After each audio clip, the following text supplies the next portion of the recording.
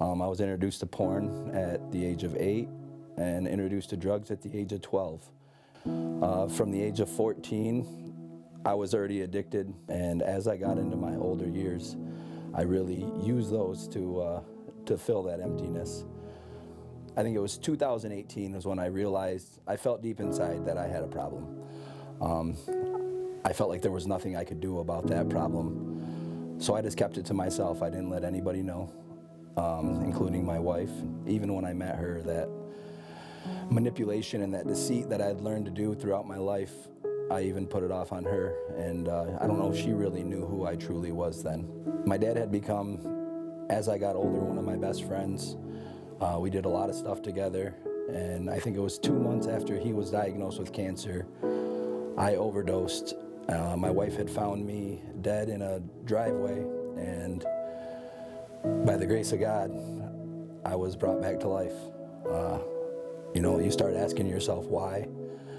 You think that would be the turning point in someone's life. I think it was the same day I was back using the same drugs that killed me. That's how bad of a problem I had. Over the course of the next year, I slowly watched my dad die from cancer, and it really tore me up. I felt like, how could a God at all let something like this happen to such a good guy? And I mean, the unbelief started setting in. At a young age, I felt like I believed in something.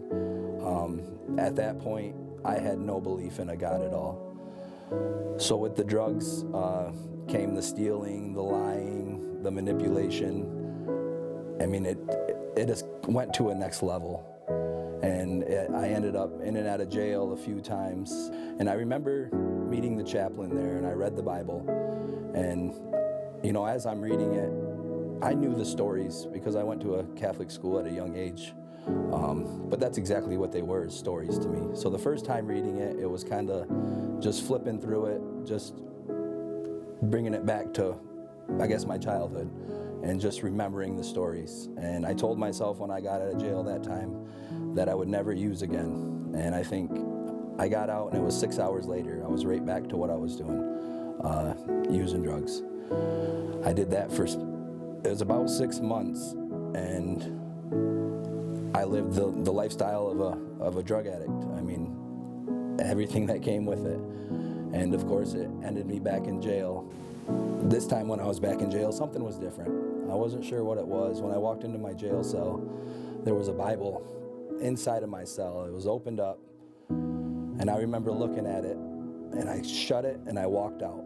And I walked back into my cell a couple hours later, and it was opened up. And that was the first time I ever read the Bible, and it hit here into my heart. It wasn't just going through my brain. And it was powerful. And for that next stint inside jail, I mean, I lived inside the Bible.